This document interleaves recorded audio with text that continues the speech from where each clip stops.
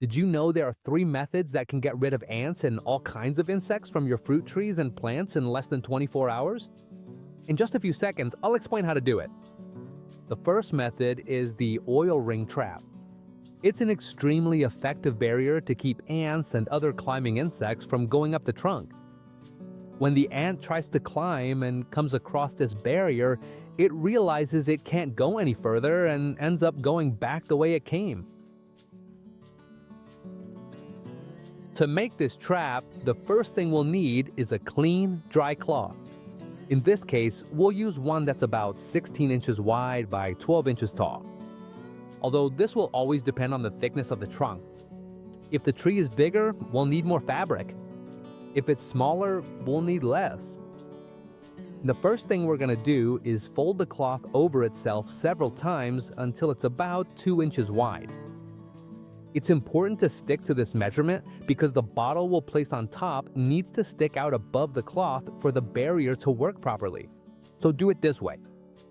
Once it's ready, we place it around the trunk, about 12 inches up from the base. And we tightened it well like this.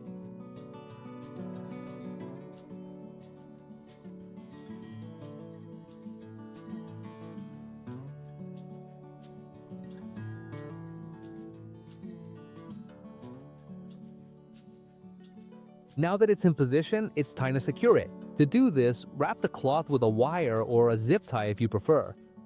And with the help of some pliers, tighten it until it's completely secure, just like I'm showing you here.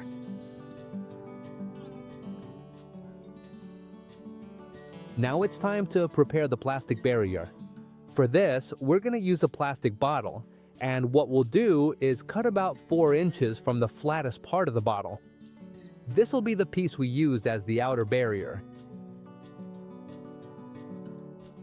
Next, make a vertical cut so you can open it up completely. This way, we can easily place it around the trunk.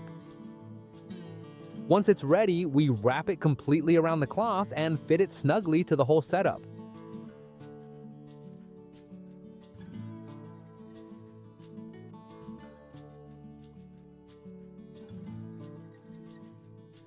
Then secure it with another wire, a zip tie, or whatever fastening method you prefer.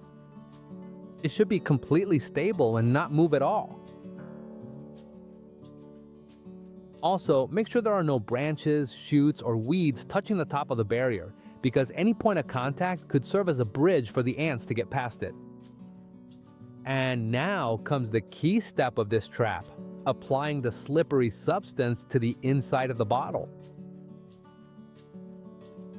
In this case, I'm going to use recycled oil.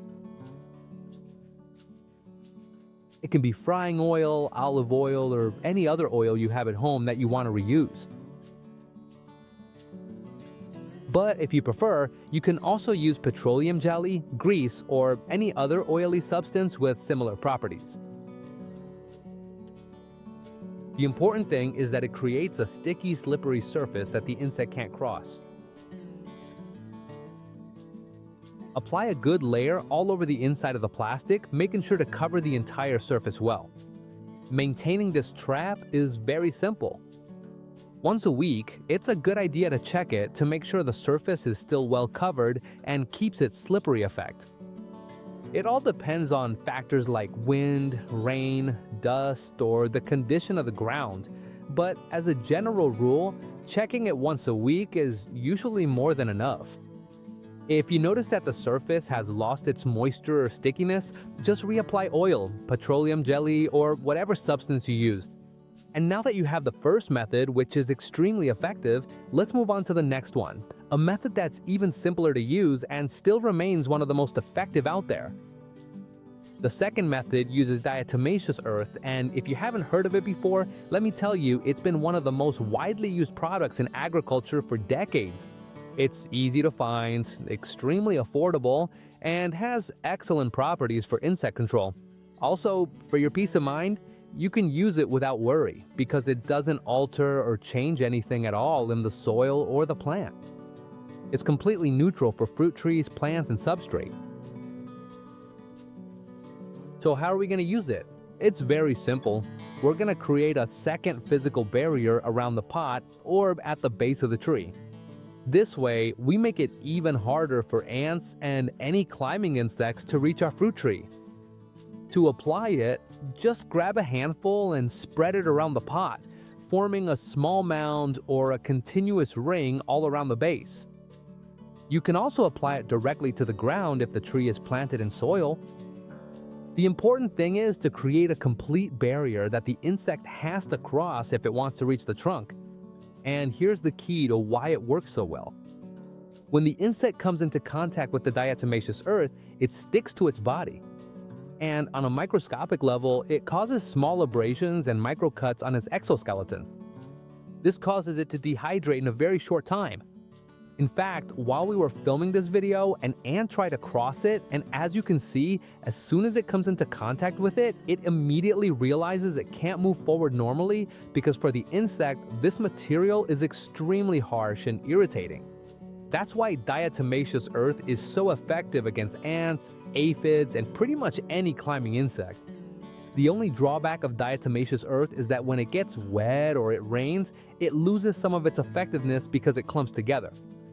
Although it regains its properties once it dries, ideally you should reapply it after heavy rain to keep the barrier in perfect condition. And now let's move on to the third method. This last one is meant to act directly on the pest if it has already settled on the fruit tree. Because even though it's very unlikely for an infestation to occur with the previous two methods, if it does happen for any reason, this remedy will take care of the problem. The preparation is extremely simple. We only need 1 tablespoon of diatomaceous earth for every quart of water. Mix it well until you get a homogeneous solution. Once it's ready, pour it into a sprayer and spray it directly onto all the affected areas of the fruit tree, especially on curled leaves, tender shoots, or any area where you spot aphids, or any other developing pest. It's also important to understand that the effect is not immediate. When you spray it on the pest, at first, you won't see much of a reaction from the insects, and that's completely normal. The key moment happens when the mixture starts to dry. Once the water evaporates, the diatomaceous earth sticks to the insects' bodies, and that's when it really starts to work. In fact, we put it to the test, and as you can see, in just 3 days, the difference is huge. Almost 99% of the pests disappeared. And now I'll read your comments. Tell me where in the world you're watching from, which tree or plant you have that's affected, and what pest you're trying to fight. If you try any of these methods, come back and let me know how it worked for you. And if this video helped you, leave a like and share it with someone who loves plants as much as you do. See you in the next one.